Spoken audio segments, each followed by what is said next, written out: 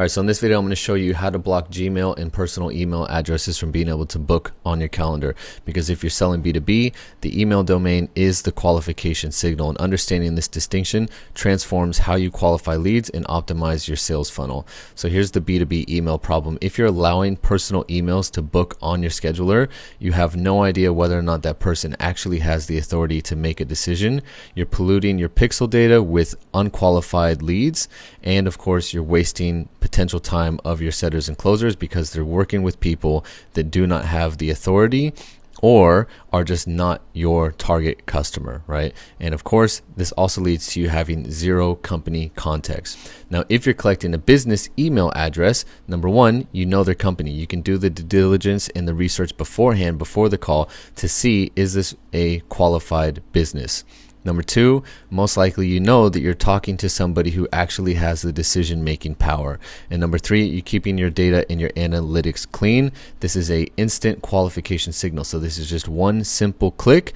And from here on out, you'll be collecting business email addresses only. So let me just head over to iClose to show you how this works. So if you come into your event, this time you're going to go to invitee questions. And then here on the email address, you're just going to check this box here that says accept only business email address. So if you have this box checked, what will happen is when somebody tries to enter in a personal email address, it's not going to accept it, and it's going to prompt them to enter a business email address. And then of course, if you use the data intelligence email validation on top of that, it's going to verify that it's a real business email address. So it's just one simple toggle. You're just going to check this box here. And from here on out, you're going to be collecting business email addresses. Super, super powerful if you are selling B2B. Of course, if you are not selling B2B, then I wouldn't necessarily recommend turning this on. All right, so just to show you guys how this actually works, I'm going to pull up the demo funnel that we have here. So here's where I have the scheduler embedded.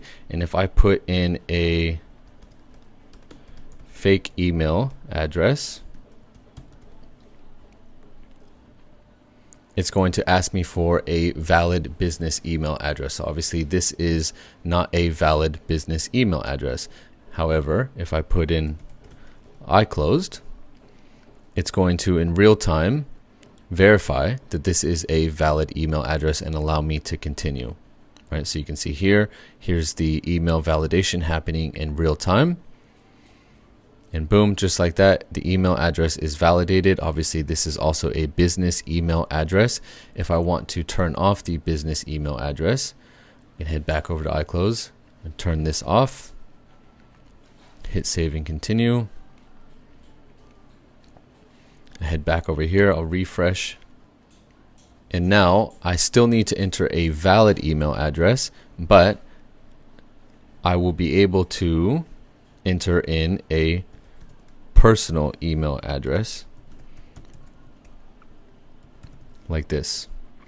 And so it's still going to validate, but it's not going to require a business email address. So this is how quickly this happens. And again, if you're selling B2B, I highly recommend you turn on the business email address only. And for anybody, I recommend turning on the email validation regardless of who you're selling to. With that, I will see you in the next video.